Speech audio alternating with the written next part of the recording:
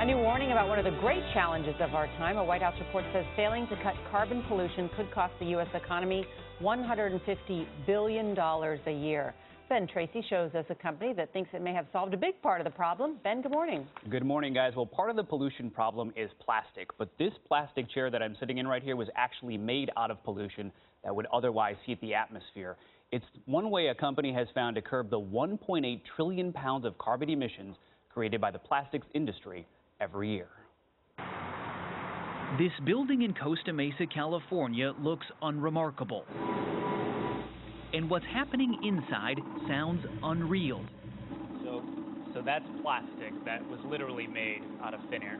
We would be breathing this right now. Mark Harima is the CEO of Newlight Technologies. He sees both sides of the climate change debate. You have people on one side who say if we enact carbon legislation, it's going to cost the economy. And they're not wrong. On the other side, we have people who say this is a huge problem and we need to do something about it. And they're not wrong either. And the problem is they haven't been able to find something that works for both sides. The 32-year-old may have found that something. He's figured out how to make plastic out of destructive carbon emissions that would otherwise heat the atmosphere, rather than with fossil fuels such as oil. And most importantly, he figured out a way to do it cheaper. It's something he's been working on for 11 years when he started the company with his friend Kenton Kimmel in his parents' garage. We're not the first people to have the idea of turning greenhouse gas into plastic. The thing that was missing was that no one had figured out how to do it cost effectively. I imagine you had a lot of doubters. What were people telling you? I don't know if I can repeat some of the quotes. A lot of "you're blank crazy," I imagine? Yeah, things like that. Here's how it works. Carbon emissions are captured from farms, landfills, and energy facilities and are fed into this 50-foot-tall reactor at Newlight's plant in California. A bundle of enzymes strips out the carbon and oxygen and rearranges it into a substance they call air carbon.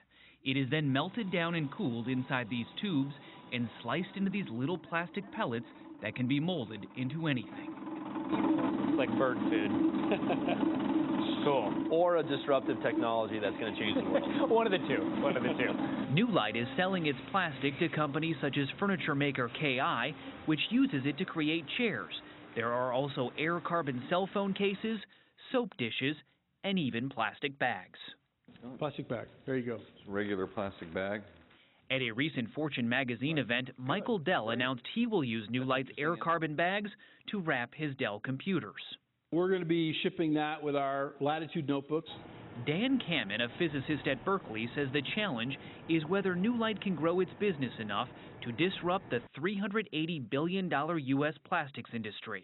What's exciting here is that if you can capture carbon out of the air, do that at scale, and do it over long periods of time, you not only get the product, but you've also reduced the amount of greenhouse gases in the air, and that's something that companies and governments around the world pay for today.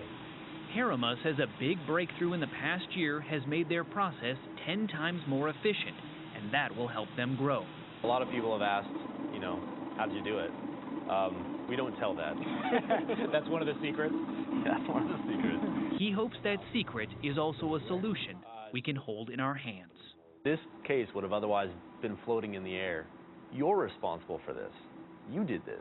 You pulled this carbon out of the air. So I know this sounds more like magic than science, so I wanted to make sure you guys could actually touch and feel this. So you each get a cell phone case. That's for Nora. Charlie That's for Charlie. I got them in Charlie's favorite color. That's right. And it's very hard to read, but on there it says pulled from the air for Nora O'Donnell, Charlie Rose, Gail King. Oh, I So see. Yeah. that carbon would otherwise be up in the air, heating the atmosphere, and we'd be breathing it. It really does seem like a disruptive technology that could change the world. And do they get any kind of tax credits or anything, incentives for doing this? Because it's environmentally good? No, and they say they're actually not doing it specifically for the environment. They just think this is a cost-effective way to make plastic that's better for everybody. But it is a benefit. Exactly. Very cool. Thank you, Ben.